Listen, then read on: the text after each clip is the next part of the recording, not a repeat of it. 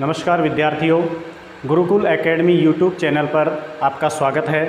विद्यार्थियों, कल हमने हिंदी वर्णमाला के वर्णों पर सामान्य चर्चा की थी। आज उसी क्रम को आगे बढ़ाते हुए हम स्वरों का वर्गीकरण पढ़ेंगे कि हिंदी वर्णमाला के जो 11 स्वर हैं उनको किन किन आधारों पर और कितने प्रकारों में बांटा गया है।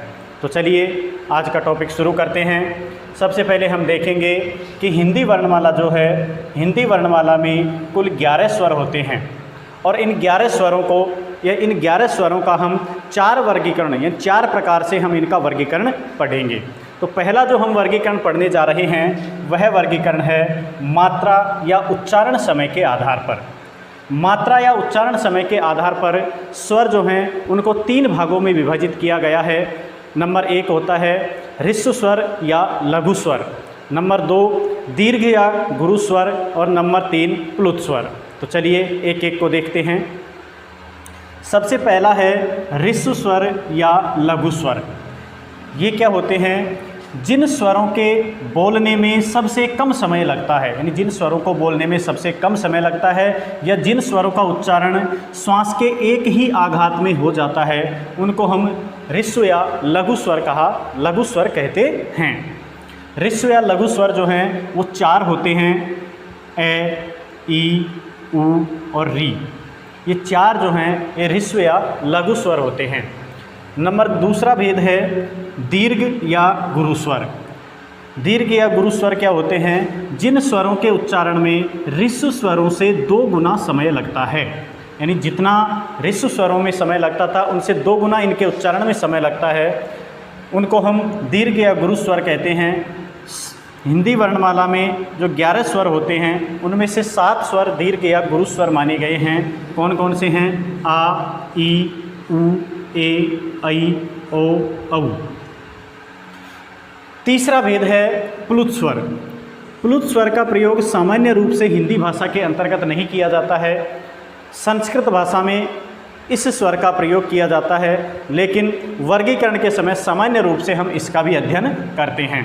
तो प्लुत स्वर क्या होता है कि जिन स्वरों के उच्चारण में ह्रस्व स्वरों से 3 गुना समय लगता है, यानी जितना ह्रस्व स्वरों में लगता है उनसे दुगुना दीर्घ स्वरों में और उनसे 3 गुना प्लुत स्वरों में लगता है।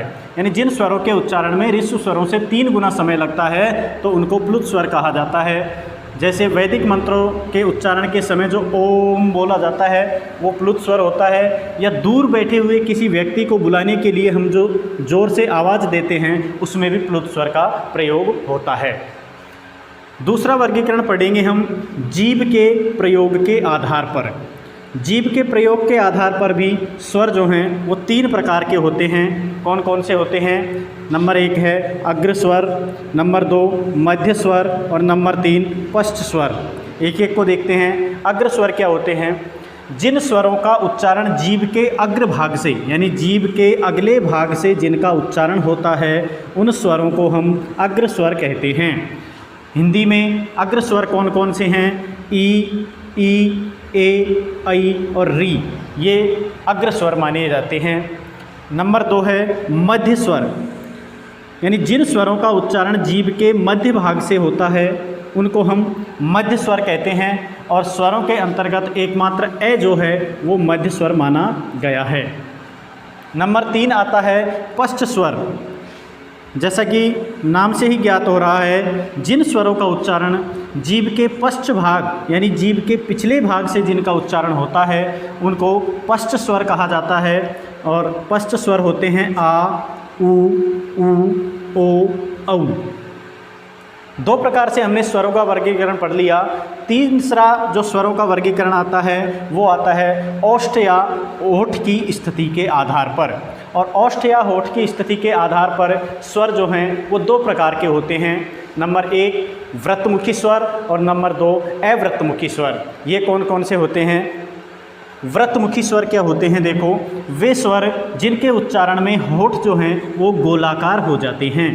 वे स्वर जिनके उच्चारण के समय हमारे होठ गोलाकार हो जाते हैं उनको हम व्रतमुखी स्वर कहते हैं। और जिन वर्णों के उच्चारण के समय हमारे होठ गोलाकार नहीं होते हैं उनको हम अव्रतमुखी स्वर कहते हैं।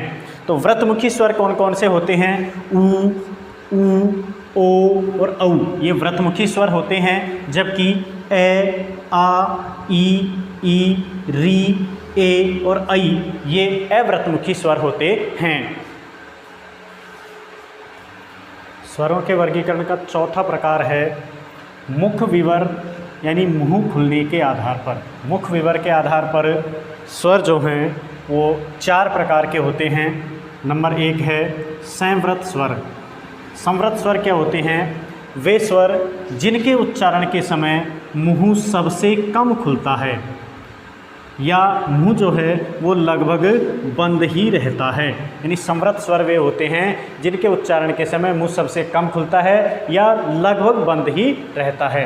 तो संवृत स्वर कौन कौन से होते हैं? ई, ऊ, री। दूसरा भेद है अर्ध संवृत स्वर। अर्ध संवृत स्वर क्या होते हैं? वे स्वर जिनके उच्चारण के समय मुंह आधा बंद रहता है।